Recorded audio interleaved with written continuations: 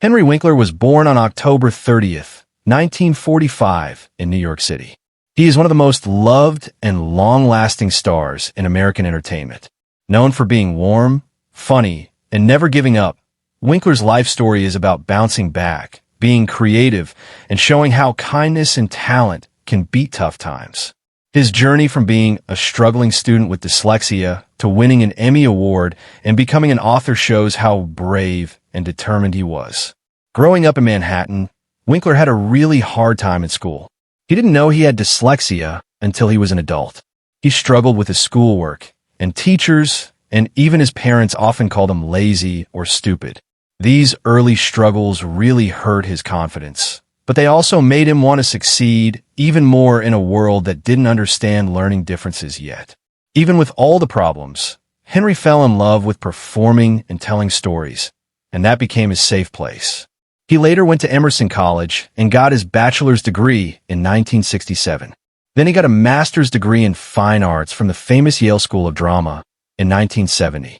His time at Yale helped him get better at acting and gave him the confidence to follow his dream of becoming an actor. After he graduated, Winkler started performing in theater and small TV roles. But his big break came when he was cast as Arthur Fonzie on Happy Days in 1974, and that made him a star around the world. The character was supposed to be small at first, but the Fonzie's cool leather jacket style, his famous thumbs up, and his easy charm quickly made him the most important part of the show. Winkler added unexpected feelings to the role. Under the tough outside was a character full of warmth, loyalty, and goodness. By the mid-1970s, Fonzie had become a pop culture icon, and Henry Winkler was known in every household.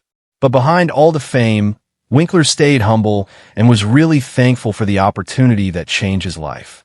After Happy Days ended in 1984, Winkler faced the challenge of starting over in an industry that often makes actors play the same type of character over and over.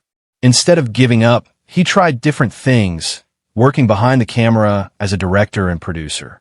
He directed successful movies like Memories of Me in 1988 and Cop and a Half in 1993. He also produced hit TV shows including MacGyver and So Weird.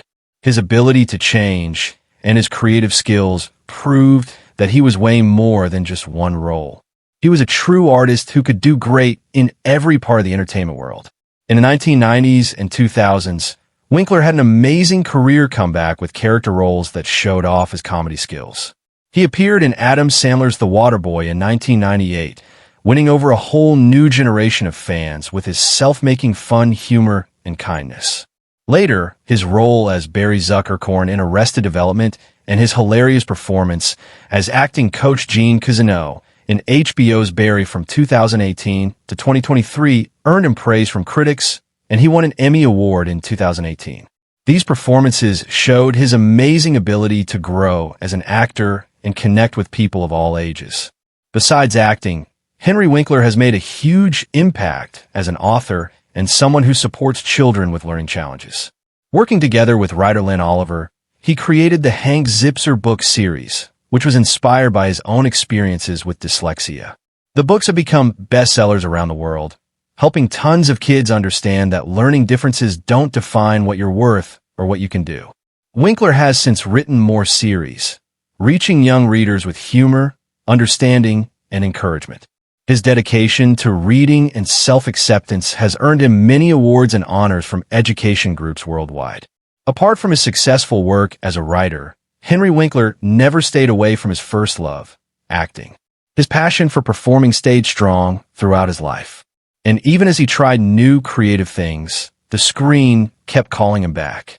Between the late 1990s and 2017, Winkler appeared in 21 films, which shows both how versatile he is and how people still loved him. His final film role came in the 2017 animated holiday movie All I Want for Christmas Is You, where he used his warm, familiar voice to play the character of Grandpa Bill. It was a performance that perfectly showed the heart and humor that fans had loved for decades. Just a year before, in 2016, Winkler showed his amazing comedy skills once again by playing former New York Mayor Ed Koch in the funny film Donald Trump's The Art of the Deal, the movie. This proved that even in his later years, his wit and timing were still as sharp as ever. Television, however, stayed the place where Winkler's talent really shined. As the new millennium began, he kept surprising audiences with all the different roles he played and how deep his acting was. In the early 2000s, he took on memorable parts in well-known series like The Practice and the quirky comedy Battery Pack, easily switching from drama to comedy. Between 2003 and 2005, Winkler made younger audiences happy with his voice work as Norville the Bird in 18 episodes of the loved PBS animated series Clifford's Puppy Days. He brought warmth and playfulness to the show that only his special voice could deliver. In 2006, Winkler made another surprising career move. His pantomime debut. Performing on the stage of London's famous New Wimbledon Theatre, he played the mischievous and larger-than-life Captain Hook in Peter Pan. The role showed not only his comedy timing, but also his willingness to try new challenges well into his career. Audiences and critics were both charmed by his ability to turn a classic villain into a character full of charm, humor, and theatrical style.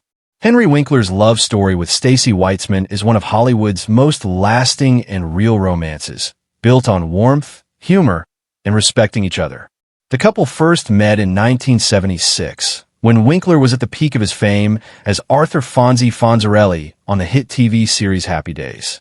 Their meeting happened in an unexpected but charming place, a Beverly Hills clothing store. Winkler, already a household name, had stopped in to pick up a sport coat, while Stacey, then known as Stacey Weitzman, formerly First Man, was helping out a friend who owned the boutique. The moment their eyes met, Winkler was immediately amazed by her beauty, elegance, and confident energy. He later said he was struck by how easily self-assured she was, not shaken by his celebrity status. Stacey, on the other hand, saw beyond his fame and found in him a man of honesty, humor, and kindness. Their relationship grew naturally, built not on the fancy stuff of Hollywood, but on shared values, laughter, and understanding each other. They started dating soon after their first meeting, and Winkler was quickly drawn to her intelligence and independent spirit. Stacey had already built a life of her own.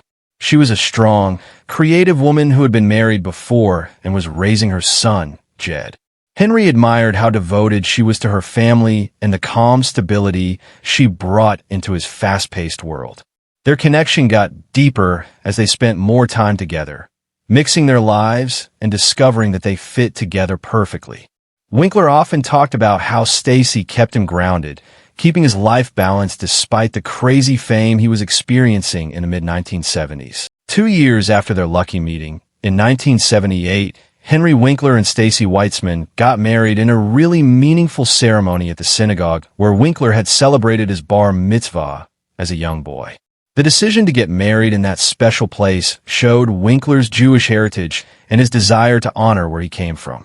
The wedding was small and close, attended by close family and friends, and filled with a sense of connection, linking his past, present, and future.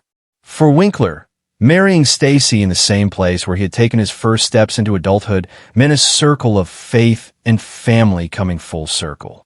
Their marriage grew into a lifelong partnership that has lasted through the tests of time, fame, and hard times. Together, they raised 3 children: Jed, Stacey's son from her previous marriage, and their 2 children together, Zoe and Max Winkler. Max, born in 1983, would later follow in his father's creative footsteps, becoming a director and screenwriter known for his unique storytelling and sensitivity in his work. Henry often said he was proud of his children, talking about how family stayed his greatest source of joy and accomplishment, even beyond his celebrated acting and producing career. Over the decades, Winkler and Stacey's marriage became one of Hollywood's quiet success stories. While many celebrity relationships were marked by scandal or short-lived passion, theirs was a steady union built on friendship, humor, and shared strength. Stacey stood by Henry's side through the highs of his career and the lows that came when happy days ended and roles became harder to find. She encouraged him to try new creative paths, including directing, producing, and writing children's books that inspired countless young readers.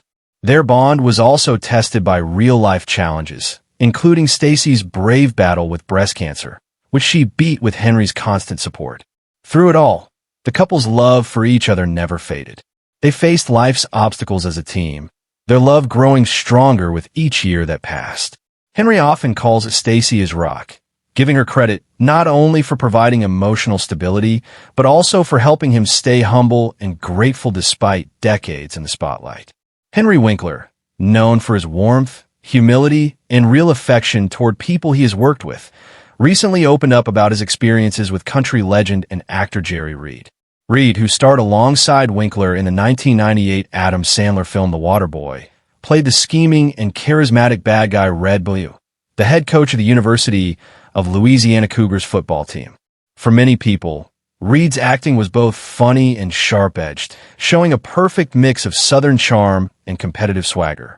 But for Winkler, the time spent with Reed when they weren't filming became even more special than their scenes together on set. Jerry wasn't just an incredible performer, Winkler said with fondness. He was one of those rare people who could walk into a room and immediately lift everyone's spirits. You'd forget for a moment that he was this country music icon, this larger-than-life entertainer, because he made you feel like an old friend. Winkler remembered that their friendship grew naturally during filming when Reed, who always loved the outdoors, decided to share his passion for bass fishing with him. I had never fished before in my life, Winkler laughed. But Jerry told me, son, you can't come down to Louisiana and not learn to fish. It's a crime against nature. According to Winkler, their early morning fishing trips became a special routine during production. They'd meet before the sun came up, coffee in hand, and drive out to the quiet lakes near where they were filming. He'd show up in this old pickup truck, always smiling, always humming a tune, Winkler remembered fondly. He'd tell stories about playing guitar with Elvis, writing songs for Chet Atkins, and making movies with Burt Reynolds. I just sat there completely amazed. I realized I wasn't just fishing. I was listening to living history.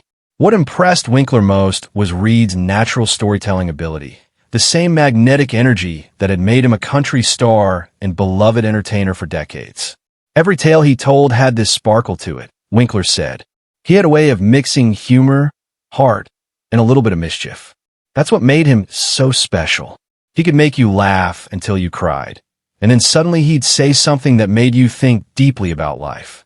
Though The Waterboy was filled with funny chaos on screen, Winkler described the filming environment as joyful and full of laughter, thanks mostly to Reed's presence. He brought so much Southern warmth to the set, Winkler remembered. He was always cracking jokes, always reminding everyone not to take things too seriously. And when the camera started rolling, he was totally professional. He hit every line with perfect timing. Watching him act was like watching a musician hit every note without any effort. The friendship between the two men continued even after filming was done. Winkler said that Reed would often send him notes or call to check in. He'd always say, "How's my fishing buddy doing?" Winkler smiled. He was just that kind of man, thoughtful, funny, and kind. You couldn't help but love him. When Jerry Reed passed away in 2008, Winkler said he felt a deep personal loss. "I remember hearing the news and just sitting quietly for a long time," he said softly. It felt like the world had lost a little bit of its light that day. He was one of those rare souls who lived fully, loved deeply, and left everyone better for having known him. Winkler also shared that he still thinks of Reed whenever he goes near a lake or river. "Every time I see the water, I remember his laugh, his voice, and how patient he was teaching me to cast that line," Winkler said. "He'd tease me constantly, saying, 'You Hollywood types don't know how to catch a thing.' And he was right. I didn't catch much, but I caught something far better. I caught a friendship that I'll always treasure." Thinking back on The Waterboy years later, Winkler admitted that the film holds a special place in his heart, not only because it was a hit with audiences, but because it captured a moment in time with a man he truly looked up to. "When I watch that movie now, I don't just see the characters or the comedy," he explained. "I see Jerry's spirit shining through every scene he's in. He had that spark, that realness that you can't fake." It's no surprise it was his final film. In many ways, it felt like a fitting curtain call for someone who had given so much joy to the world. In his gentle and thoughtful tone, Winkler summed up what made Jerry Reed unforgettable. He lived his life with laughter, music, and friendship, he said. He didn't just play roles, he lived them. He didn't just sing songs. He told stories that touch people. And to me, that's the mark of a true artist. I'm lucky to have known him. I'm lucky to have learned from him. Not just about fishing, but about living. With emotion in his voice, Winkler added one final thought. Whenever I think about Jerry, I think about how much he loved life. He once told me, "Henry, if you can laugh every day, then you've done all right." That was Jerry Reed, a man who laughed, loved, and lived more fully than anyone I've ever met.